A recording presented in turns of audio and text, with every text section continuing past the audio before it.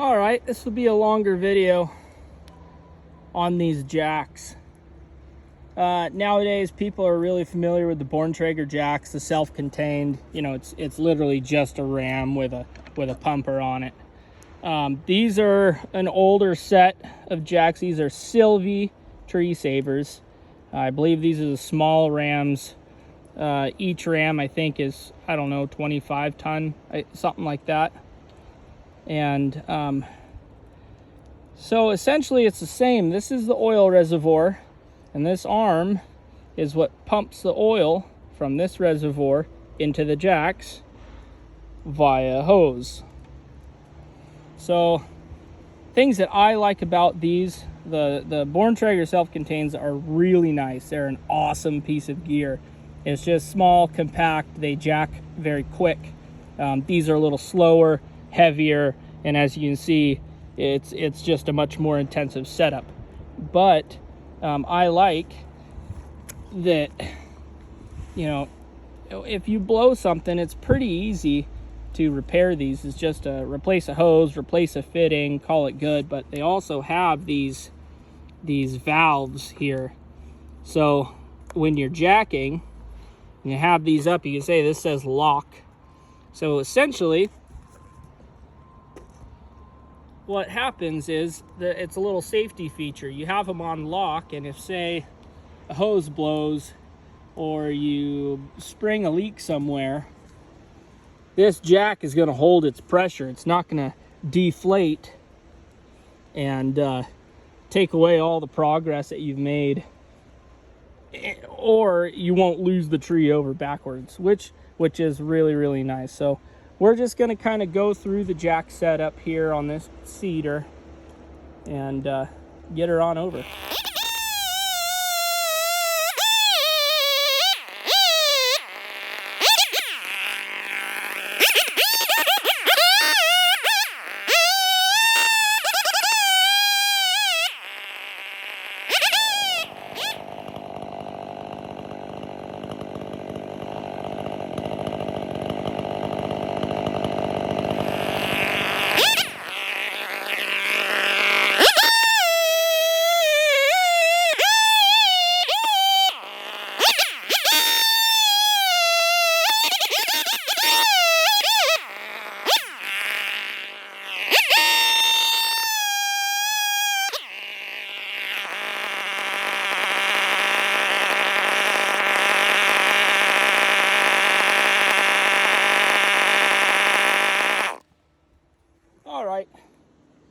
So what I've done there is I've roughed in my back cut. I got my back cut to, you know, 60, 70% of where I would like to finish. You don't cut that back cut all the way. That way you leave yourself a little bit of wiggle room when you're doing your face cut. So I roughed in that back cut. It's in roughly where I would like it to be, and then I cut my jack seat. So you saw me break my tape out. I measured. I know how tall these rams are, so I measured that height, and then I cut out a jack seat to place these jacks. And now you want to get it under substantial wood. So like on the bottom here, not a big deal. We have this root flare, it goes down, so you know there's wood under it the entire way. But if that flare is still tapering up, what you might run into is that where you place your jack, there's not going to be a whole lot of wood above it. So you want to get yourself in substantial wood, something that's going to be able to withstand the 50-aught tons that we're going to be putting on this tree. So moving on, got the jacks in. Next thing I like to do, I like to take my hose and you run your connections. You just get it all fitted in. I have to use two hands here.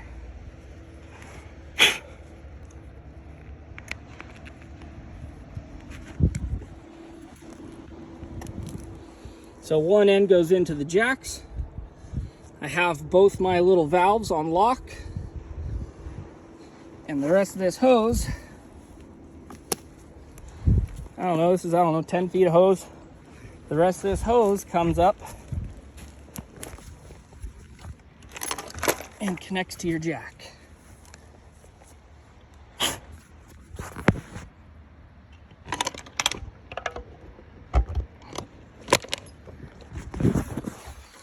See, there you go. Connects to the jack. And the hose runs to the rams. So if you notice, on this particular set of jacks, this says this end downhill. I assume that's because the pickup that picks up the oil when you're pumping this is down on this end. So you want all your fluid down here so you can pump it. Make sure that's in the right position. You want that threaded in. And there's our gauge. Then you start giving her some pumps. You're gonna pump until they make contact. And once they make contact, you will see when pressure starts to pick up.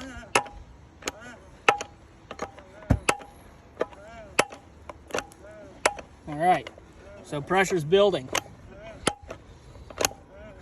This tree leans back pretty hard, so I'm up to, what is that, 2,500 PSI. Take it up a little bit more. Make sure we are nice and secure. There we go. I think that's fine, right? Yeah, right there. Now at this point, I'm all set up. My jacks are in. Now it's time for me to do my face cut. Now you want to reference where you're at with your back cut, because obviously while you're doing your face cut, you don't want to cut off your far side or whatever.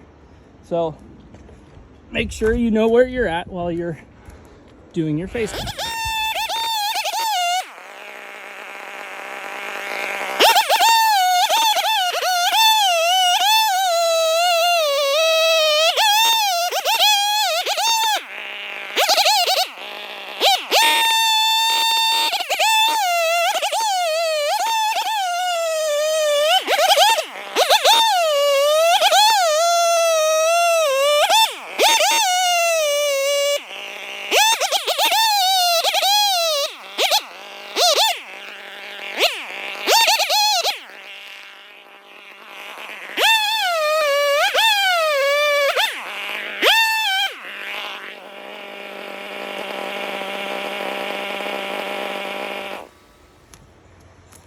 So now's a really good time to stop. I've got your face cut out.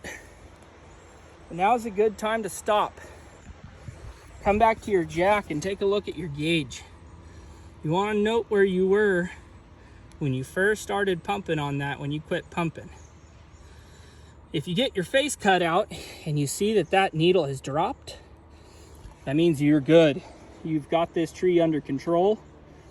You've already started some forward progress. And now you can just whittle in the rest of your back cut and pump her on over. But our needle has not moved much. I think it had gone down just a smidge. So I'm comfortable. I may give it one pump just because it makes me feel good. But I'm comfortable just to finish up my back cut. One pump. Oh, make me feel good. Okay. Finish up that back cut and then we'll pump her on over.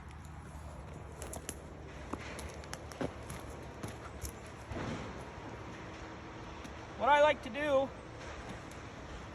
on these bigger trees, and I have a smaller bar, I like to go and cut up that far side first. That way I don't have to go back over there and revisit that far side. I'm gonna cut up this far side first, and then I'm gonna come back, finish up over here, and then we'll pump her over.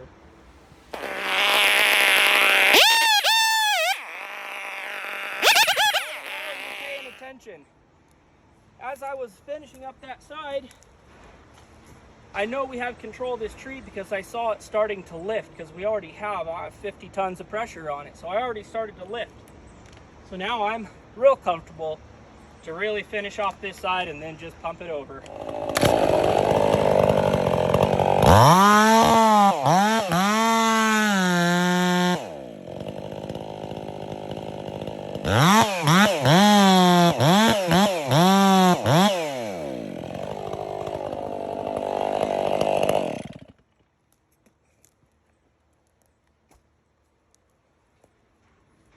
Oh, see, that's exactly what I'm talking about. Our needle went down just a little bit. That tells me we're good. We've got this tree, we are under control. Now we just pump her the rest of the way over. Set you back up.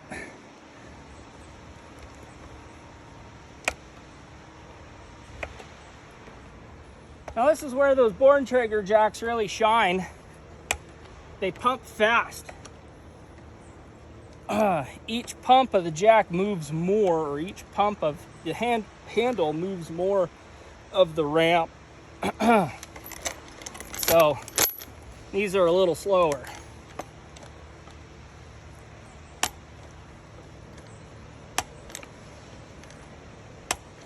And we've got a long ways to jack.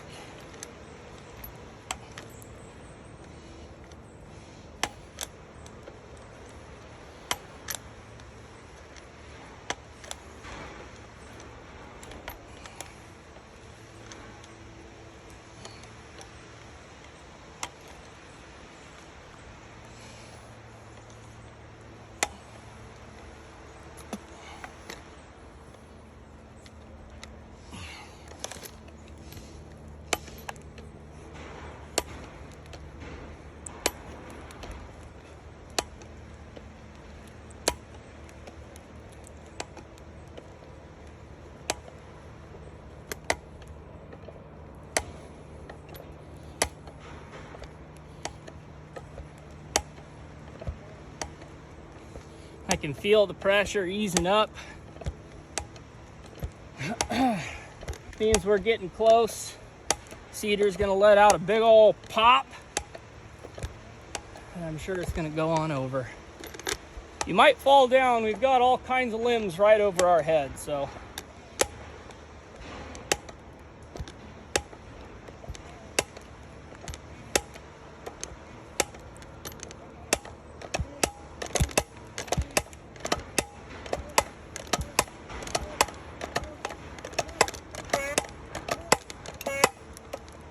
There she goes.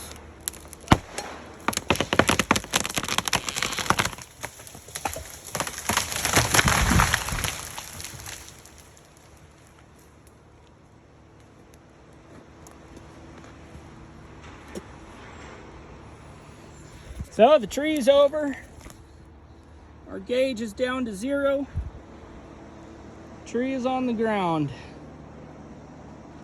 So your next step, come over,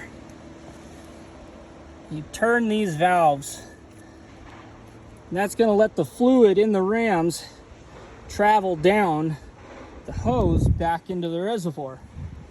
After I hit this one, unthread this. I don't know if you can see it, but those rams are coming down. And that is the down and dirty on how you use the Sylvie double ram backpack tree savers. Tree saver. So I know somebody's gonna bring this up. As the tree goes over, you can see I have no holding wood in the middle, just my 2 corner posts. In a lot of jacking scenarios, I like to take this heartwood out, and because I'm running a 32-inch bar on that saw, and because I was confident that my saw, if I cut through the heartwood on the back side, was not going to reach over there and cut off that end. So on this side, you'll see I went in a little deep during that back cut, and that was to get that heartwood out. As you can see, this heartwood was rotten anyways, so it was hardly there. But what that does, it allows me to jack this over a little more efficiently, mainly because there's not that holding wood there that you're trying to work against. All you need are your two corners. You can see straight line, corner to corner, is right where this tree went. These are still your directional bits of your holding wood. This in here in the middle doesn't really mean anything as far as direction. That's just strength. And if someone said a really good thing for this, imagine you're holding a bunch of toothpicks or a bunch of pencils and you're trying to break those. We'll take all of those pencils or toothpicks out of the middle and try it again. It's going to be a hell of a lot easier breaking that, getting that to hinge over instead of fighting all that wood. So, figured I'd offer that explanation before somebody asked me about it.